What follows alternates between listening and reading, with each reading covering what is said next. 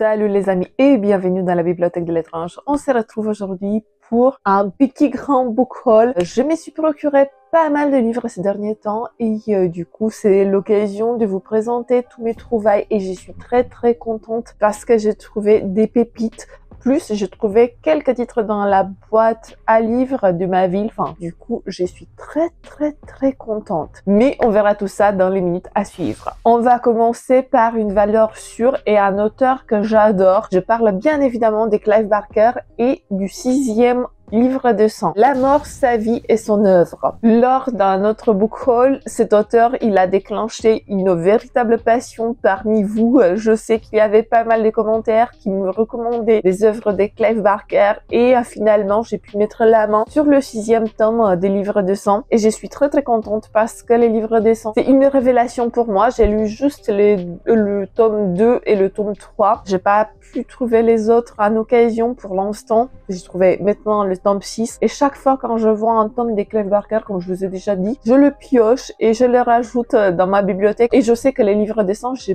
peux les lire dans n'importe quel ordre parce que c'est juste des nouvelles. En fait, ce 6e tome des livres de sang, il comporte 5 nouvelles qui portent sur la thématique de la mort dans tous ses sens. Ici, Barker, il envisage la mort comme une entité un peu vivante qui agit en quelque sorte sur les humains. Je sais pas plus, je l'ai pas lu, mais j'ai trop hâte de découvrir ce petit recueil de nouvelles. C'est rare. Franchement, c'est rare de dire ça parce que moi et les nouvelles, c'est pas trop ça. Je suis pas trop fan des nouvelles. Mais quand il s'agit des nouvelles de Clive Barker ou de Stephen King, là, je suis toute joie et ça m'embarque tout de suite. Le prochain titre, ça va être une vraie découverte parce que je connais pas l'autrice, je connais pas son style d'écriture, vous me l'avez recommandé dans les veines. Apparemment, c'est une ancienne édition parce que j'ai cherché après l'avoir commandé, parce que le titre, il me disait quelque chose. Et oui, en fait, ce titre, il a été réédité chez Le Diable Vauvert sur le nom d'Anteven. À ce que je peux lire, l'autrice, elle a retravaillé un peu son texte, mais l'essence,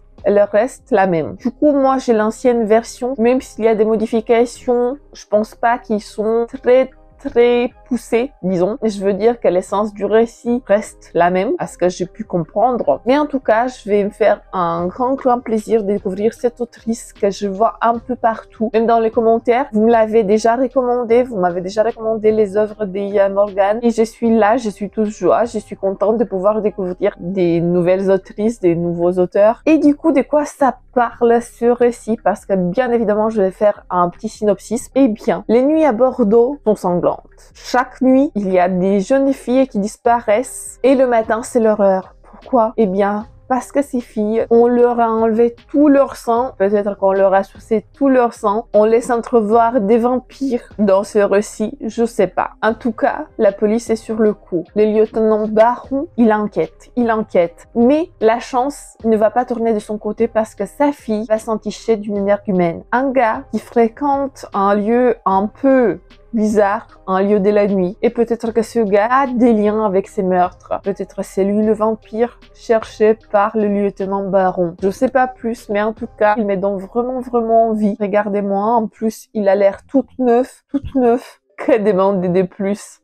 Je l'ai eu en occasion, je suis trop contente. Voilà. Dans ma commande, il y a également des titres en anglais parce que il y a des titres qui ne sont pas traduits en français, des titres qui me donnent trop envie, des titres que j'ai vus sur Booktube de nombreuses fois. Je voulais découvrir et vu que tout n'est pas traduit, rares sont les titres qui m'intéressent, qui sont finalement traduits, j'ai pu me procurer Paradise Road de Jenny Haval. Ça va être un texte un peu expérimental, un peu queer. À ce que j'ai pu comprendre, il y a une jeune femme qui s'appelle Jo, elle va aller à l'université dans un pays étranger et là-bas elle va avoir une colocataire, une femme un peu bizarre qui n'a pas de limites, les limites d'espace, l'espace privé, ça n'existe pas. En plus, la maison dans laquelle ils vivent est un peu vivante. Il n'y a pas des murs. C'est un espace un peu, je sais pas, imaginaire, un peu bizarre, psychédélique, où nos deux protagonistes vont apprendre à se connaître et peut-être approfondir un peu plus leur relation. En plus, il y a des plantes qui apparaissent, qui sont vivantes. C'est un endroit très bizarre.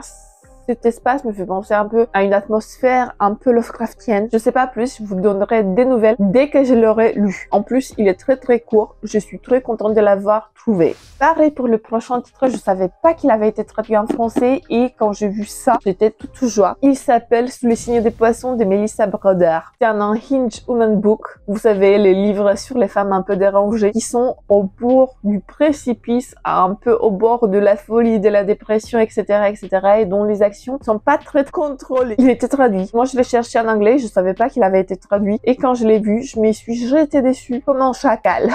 Il est pas en très bonne condition, malheureusement. J'ai remarqué ça, en fait. Les titres français, ils sont moins bien entretenus que les titres anglais. Je comprends pas pourquoi. Mais bon, bref. Dans cette histoire, on va suivre Lucy. Et Lucy, elle est au bord du précipice. Elle en peut plus. Elle vient de passer un mauvais moment. En plus, elle est au bord de la dépression. Son mec l'a quittée il y a pas si longtemps que ça. Et elle sait pas quoi faire de sa vie. Vraiment, elle est au bout. Elle est au bout. En voyant ça, sa sœur lui dit, écoute meuf, tu vas venir chez moi. Tu vas essayer de te reconstruire. Mais à deux conditions. Tu vas venir et tu vas rester dans ma baraque à Los Angeles. Tu vas prendre soin de mon chien diabétique. Et en même temps, tu vas prendre soin de toi. Lucy, comme elle est au bout du bout, elle accepte. Elle vient à Los Angeles. Et là-bas, elle va aussi aller dans des associations où il y a des femmes qui sont pareilles au bord du précipice. Ce sont des femmes un peu désespérées, des femmes qui sont aussi un peu en dépression. Et c'est un sort de groupe de parole un peu semblable aux alcooliques anonymes, même si, vous voyez, c'est un tout autre problème. Lors de son été à Los Angeles, elle va rencontrer également un homme merveilleux, comme elle décrit. Mais peut-être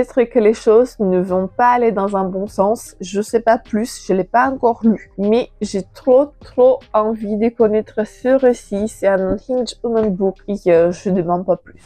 Et on va passer maintenant à un classique des chez classiques. Vous allez me dire, mais tu l'as pas lu? Pas encore lu? Mais comment t'as fait ça? Comment tu es passé à côté? Eh bien, je suis passée à côté parce que cet auteur, il m'intimidait un peu. Je parle bien évidemment des American Psycho de Bret Easton Ellis. Oui, cet auteur, il m'intimide. J'ai quelques tomes de sa plume dans ma palle, mais j'ai pas encore passé le cap. J'ai Lunar Park et j'ai Glamorama, mais je compte les lire après American Psycho parce que apparemment dans Glamorama, il y a pas mal de choses qui sont spoilées. Et du coup, je veux pas me faire spoiler American Psycho avant de l'avoir lu. Oui. Du coup, je l'ai pas lu et je suis très curieuse de connaître cette histoire. En plus, j'ai trouvé une édition un peu collector, mais c'est en anglais, parce que c'était moins cher. Voilà, je l'ai pris parce que c'était moins cher et je suis quand même très contente d'avoir trouvé cette édition-là. Je la trouve très jolie. Bon, je pense que vous connaissez déjà cette histoire. Il y a même une adaptation ciné qui a été réalisée, mais que j'ai pas vue. Ou, du moins, je me rappelle pas avoir regardé cette adaptation. Il y a des très bons factures. J'avais vu juste des petits extraits. Moi et le cinéma, on n'est pas en raccord tout le temps. Moi, je regarde de temps en temps, mais je peux pas dire que je suis une cinéphile hardie. Bon, bref, revenons à American Psycho. Du coup, dans ce récit, comme vous le savez, on va suivre Patrick Bateman, le gars qui travaille sur Wall Street, qui a une vie, disons, parfaite. Il a 26 ans, il a tout ce qu'il faut. Il est intelligent, il est riche, il est charmeur. Mais par contre, c'est un psychopathe. Et du coup, on sait pas trop si on peut lui faire confiance. Il y a des choses qui sont racontées dans cette histoire et on sait pas trop où se situer. On sait pas vraiment s'il est dans son délire, s'il raconte n'importe quoi ou si ses dires sont vrais, s'il a commis des crimes ou s'il a fait des choses. En tout cas, il a des comportements obsessionnels. Apparemment, il y a pas mal de descriptions dans ce récit, des descriptions des vêtements, d'activités, etc., pour montrer son côté un peu psychopathe. Et à ce que j'ai pu comprendre, c'est ça qui a rebuté pas mal de monde. En fait, quand j'ai regardé des avis sur ce récit, soit c'était des avis élogieux, soit c'était des avis où on descendait à mort ce récit. Il n'y avait pas vraiment de contraste, c'était soit l'un, soit l'autre. Moi, j'espère que je vais adorer ce récit. American Psycho me donne trop envie. Et dans mon book haul, on va retrouver encore un auteur que j'adore, un auteur qui malheureusement nous a quittés. Je parle de Joseph Delany et de sa saga Aberration. J'ai pu trouver le tome 1 et je me suis fait plaisir. J'ai même pas lu le synopsis. Franchement, ça m'emportait peu. Moi, quand je vois un titre de Joseph Delany, moi je dis ok, on y va parce que je sais que c'est une valeur sûre. C'est un peu comme Clive Barker, c'est un peu comme Stephen King, comme John Saul. Je viens juste à l'instant de lire le synopsis et franchement, j'aime bien. Dans certaines régions d'Angleterre, il y a un grand brouillard qui s'abat sur les terres. Les gens sont transformés en aberrations. Il y a peu de rescapés, il y a peu de gens qui peuvent se balader tranquillement dans ces landes désertes peuplées par ces créatures un peu sanguinaires. On ne sait pas vraiment si c'est des méchantes créatures, s'ils attaquent vraiment les humains, mais en tout cas, ces landes, ces terres, elles sont un peu désertées par les humains qui ont peur. Le protagoniste de notre récit s'appelle Crafty, il a 13 ans et il va être employé dans une guilde qui va l'envoyer se balader un peu partout dans ces terres couvertes par le brouillard parce que c'est un des rares personnes qui n'a pas été transformé en vivant sur ces terres. Du coup, tous les humains ne sont pas à temps. Il y a certains rescapés. Mais en faisant ces voyages à travers ces terres désolées, Crafty va se rendre compte que les aberrations, ces créatures qui avant étaient des humains, ne sont pas le plus grand danger pour l'humanité. Apparemment, il y a un complot qui s'est joint sourdine. Et du coup, Crafty, il va être embarqué dans une spirale infernale. Je sais pas plus, c'est tout ce que le résumé nous laissait entrevoir. En tout cas, moi j'adore la plume de Joseph Delaney et ses couvertures, mais regardez-moi, cette couverture, elle est incroyable. Je trouve que les couvertures de l'épouvanteur et de cette saga Aberration, même des frères Wolf, sont incroyables. Bon, je vais vous présenter maintenant deux petites trouvailles dans la boîte à livres et je suis très contente de les avoir trouvées. Les Gobelins, c'est un tome des X-Files. Il n'est pas en très bon état, il est un peu bouffé ici, sur les côtés. Je ne sais pas si vous pouvez le voir. Oui, il n'est pas en très bon état. Mais quand je l'ai vu, je me suis dit, bon, c'est trop rare. C'est trop rare de trouver un tome des X-Files, même en occasion. J'ai rarement vu. Et en tout cas, pas à des prix corrects. Et je me suis dit, ok, je vais le prendre. Même s'il est en mauvais état, j'ai envie de le lire. Ce titre, je le connais pas. J'ai déjà lu des adaptations. Les adaptations de Chris Carter, je les adore. Et il me semble que l'autre que j'aime bien, c'est Adams. C'est quelque chose Adams. Je me rappelle pas, je me rappelle jamais son prénom. Bon bref, c'est pas ça le plus important. Voilà, un tome des X-Files et je suis trop contente. Dans ce récit, bien évidemment, on va suivre nos deux agents FBI, Mulder et Scully, qui vont enquêter encore un truc paranormal. Il y a pas mal de crimes et de disparitions qui se passent dans une petite bourgade et le sergent Grady est le premier à payer le prix. Bien évidemment, il y a des phénomènes étranges qui entourent ces événements et du coup, Mulder, avec sa charisme légendaire et avec son amour pour le paranormal, il va trouver les explications les plus farfelues alors que Scully, elle va être plus terre à terre et elle va essayer de trouver une explication scientifique, disons. Voilà, je sais pas plus sur ce récit, mais en tout cas, pareil, c'est une valeur sûre. Et dans la même boîte à livres, j'ai trouvé un Alfred Hitchcock. Cette fois-ci, c'est pas un recueil de nouvelles, mais c'est bel et bien un récit écrit par Alfred Hitchcock qui s'appelle Les 12 pendules des Théodules. C'est un récit un peu jeunesse qui met en avant trois jeunes garçons qui se prennent pour des détectives et qui vont enquêter et qui vont découvrir une collection bizarre de pendules qui font des bruits étranges et du coup, ils vont se mettre en quête de la vérité. C'est un récit jeunesse. J'ai vraiment envie, je suis très curieuse de connaître la plume de Hitchcock. Par contre, j'aime pas du tout la couverture. Je trouve que les couvertures des livres jeunesse parfois sont exécrables. Je sais pas s'il y a parmi vous des lecteurs de Harry Potter dès la première heure, mais pour moi, ces couvertures sont immondes. Je l'aime pas du tout. Franchement, si j'aurais découvert Harry Potter avec ces couvertures-là, je les aurais pas lues. Voilà, fin de parenthèse. Je vais vous présenter également un petit manga que j'ai gagné lors d'un concours. J'étais trop contente. Ça s'appelle Switch Family de chez Kun Édition. C'est une nouvelle création de chez cette maison d'édition. En plus, ils ont eu la gentillesse de m'envoyer aussi un petit poster. Je sais pas si c'est une prochaine sortie ou si le titre il est déjà sorti. Bon bref, Phantom Busters. Je les trouve très sympathiques. Revenons à Switch Family. C'est un manga écrit par un couple, Mari Sasano et Ryosuke Tano. Il me semble que Mari, elle est au dessin et Ryosuke, il est au scénario. Mais en tout cas, j'ai passé un agréable moment de lecture parce que je l'ai déjà lu. C'était une évidence. Dès que je l'ai reçu, je me suis dit, ok, j'ai envie de le lire tout de suite. Dans cette histoire, on va suivre Oki. Il vivait une vie paisible, mais à un moment donné, sa mère, qui est décédée depuis un bon moment, depuis un bon nombre d'années, elle va intégrer son corps. Et sa maman, qui était à l'époque une championne de karaté, elle va se prendre au racaille de son lycée et elle va mettre Oki dans pas mal de galères. Mais le pire, c'est qu'à un moment donné, dans toute cette histoire, Oki, il va réintégrer son corps. Et du coup, en intégrant son corps, il va toujours avoir sa maman à l'intérieur de sa tête. En fait, il va entendre ses pensées et parfois il va switcher avec elle. Ça me fait penser un peu à Freaky Friday, un film que j'aimais beaucoup à l'époque quand j'étais ado. Et apparemment, petite info, il y aurait une suite qui va sortir cette année ou l'année prochaine, je sais pas exactement quand. Mais comparé à Freaky Friday, où les personnes changeaient vraiment des corps, là, ils se retrouvent tous les deux dans le même corps, dans le corps de Oki. Et ça va amener à des situations très bizarre et bien évidemment Oki il va pas être confortable à avoir sa mère dans son propre corps. C'est farfelu et j'ai hâte de connaître la suite. C'est un manga qui va être en 4 tomes, du coup c'est pas un gros investissement. Moi j'ai bien aimé ce premier tome et du coup je compte prendre la suite.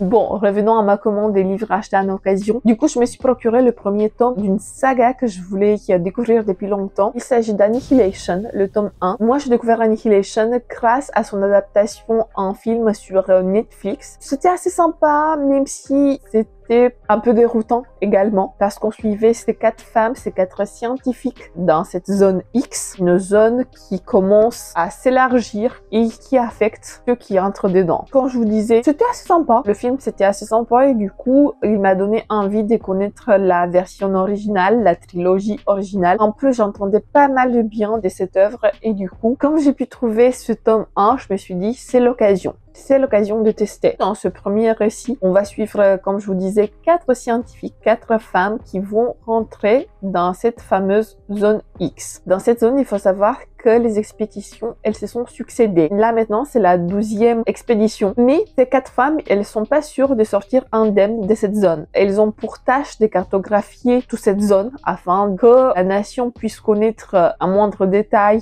qui se passe à l'intérieur. Mais ça va pas être facile parce que, comme je vous disais, avant ça, il y a eu 11 expéditions et à la fin de chaque expédition, eh bien les gens qui sont rentrés dedans, soit ils se sont suicidés, soit ils ont eu des cancers foudroyants, soit ils ont commencé à avoir des troubles psychologiques, soit ils ont commis des meurtres, etc., etc.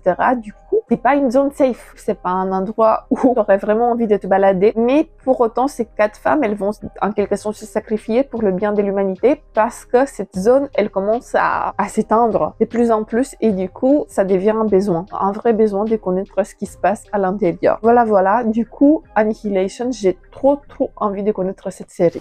Bon, on est bientôt à la fin, encore 3 tomes et c'est fini, j'ai promis. Vous savez que l'année dernière, j'ai eu un coup de cœur inattendu, c'était Un bon Indien, c'est un Indien mort de Stephen Graham Jones. Comme j'ai beaucoup aimé sa plume et que je m'attendais pas du tout, je me suis dit, ça va être l'occasion de découvrir un autre de ses titres et du coup, j'ai pu me procurer Mon cœur et une tronçonneuse qui fait partie d'une trilogie. Je pense que le tome 2, il vient de sortir, ou en tout cas, il va être traduit prochainement. Du coup, moi, j'avais entendu que du bien de cette saga et j'avais vraiment envie de la découvrir. Dans Mon cœur et une tronçonneuse, on va suivre une fille qui s'appelle Jade Daniels. Jade, eh bien, elle vient d'une famille pas tout à fait réjouissante parce que son père, c'est un alcoolique violent, connaît que ses points comme un moyen de communication alors que sa mère est absente. Je sais pas si elle a pris la poudre d'escarpette ou si elle est morte. J'ai aucune idée si elle est toujours là ou pas là. Si c'est une mère comme dans La vraie vie. Vous connaissez ce petit roman. Mais c'est pas ça le propos important. Du coup, Jade,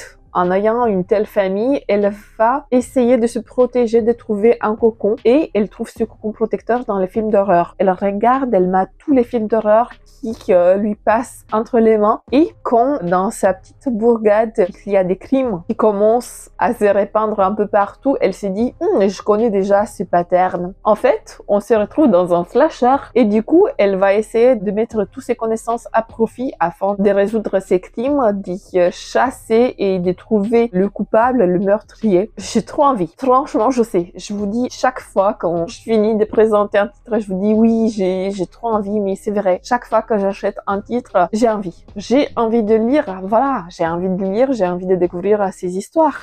J'ai trouvé également Little Heaven de Nick Cutter. Par contre, en recevant ce livre, j'ai eu un sentiment un peu bizarre parce qu'il s'agit d'un service presse de quelqu'un qui l'a vendu. Ouais, je sais pas. Ça me fait un peu bizarre d'acheter un service presse, voir ce tampon. Le livre, il est en assez bon état. J'ai quand même eu besoin de mettre le scotch à une page parce qu'elle était un peu déchirée et au coin pour le tenir. Mais voilà, c'est un truc en occasion. J'ai voulu découvrir une autre histoire de Nick Cutter parce que Troupe 52 fait partie des mes coups de cœur. C'est un de mes romans d'horreur préférés et du coup je voulais connaître d'autres œuvres de sa plume et j'ai jamais eu l'occasion parce que je trouvais jamais ces titres tout simplement à un prix acceptable. Et du coup j'ai trouvé ces grands formats et en plus il est illustré. J'ai trouvé quelques illustrations comme par exemple celui-ci, mais c'est pas le plus représentatif. À chaque début des chapitres ou des parties plutôt, on a quelques illustrations également, ce qui me plaît. Franchement, dans un roman, j'adore avoir des petites illustrations qui agrémentent un peu les pages par-ci par-là. Dans cette histoire, on va suivre 3 chasseurs de primes, Minerva, Mitch et Ebenezer. Dans les années 60, ils ont démantelé une secte qui est activée à Little Heaven, où il y avait pas mal de choses bizarres qui se passaient, des disparitions mystérieuses d'enfants. Du coup, ils ont réussi à démanteler cette secte. Mais des années et des années plus tard, la fille de Mika, un de ces 3 chasseurs de primes, va être enlevée. Du coup, nos 3 protagonistes vont devoir se regrouper, reformer les trios légendaires et chercher la fille de Mika qui apparemment, elle a été ramenée à Little Haven, dans cet endroit où la secte est activée. Est-ce que la secte, elle est toujours présente? Est-ce qu'elle a été réformée et du coup les nouveaux représentants essayent de se venger? J'en sais pas plus, mais en tout cas Little Haven de Nick Cutter, c'est un livre que j'ai envie de découvrir. Et le dernier titre de cet achat, c'est Quand souffle le vent de John Saul. Comme vous le savez, entre moi et John Saul, il y a toute une histoire d'amour. C'est un des auteurs que j'ai découvert quand j'étais enfant. Et du coup, même s'il n'est pas trop en vogue là en ce moment, parce que ces titres, ils sont plus réédités et quand on trouve des titres parfois, ils sont très très chers. Mais moi, je les chasse et j'ai la patience. J'ai la patience. Du coup, j'ai pu trouver Quand souffle le vent. Je connaissais pas du tout cette histoire. Mais en lisant le synopsis, il me faisait penser à 2 autres histoires que j'ai lues de sa plume. Il me faisait un peu penser à L'Arme de sable et aussi à Automate. Parce qu'ici, on va suivre l'histoire d'une mine abandonnée, d'une légende indienne, comme dans Automate, mais également il y aura une histoire de vent. Et cette histoire de vent, ça me faisait aussi un peu penser, quand je vous disais, à L'Arme de sable. Du coup, on va être amené dans la ville d'Amberton. Là-bas, il y a des choses mystérieuses qui se passent. Chaque fois quand le vent souffle, des événements tragiques se passent. Quand le vent souffle, il y a une dame qui perd tout le bon sens. Elle a envie de voir les gens souffrir. Elle a envie de voir les enfants crier. Quand le vent souffle, il y a des meurtres qui se passent et des cadavres qui sont retrouvés dans des positions et dans des états pas possibles. Il y a des enfants qui disparaissent et il y a cette légende indienne qui fait surface et qui nous est présentée à nous en tant que lecteurs. Quand je vous disais, j'ai pas lu ce récit, mais j'ai regardé un peu les chroniques, les critiques. Il avait l'air très très bien noté. En tout cas, moi personnellement, j'ai envie de découvrir toutes les œuvres de John Saul, sans exception. Si je peux mettre la main dessus, bah ça va être une joie. Voilà, c'est tout pour aujourd'hui. C'est tout ce que j'ai pu me procurer ces derniers temps. J'espère que vous avez bien aimé cette vidéo. N'hésitez pas à me dire dans les commentaires si vous avez lu un de ces titres, si un de ces titres vous intéresse. En tout cas, je vous fais plein bisous. Que les chats soient avec vous. Ciao tout le monde. Bisous.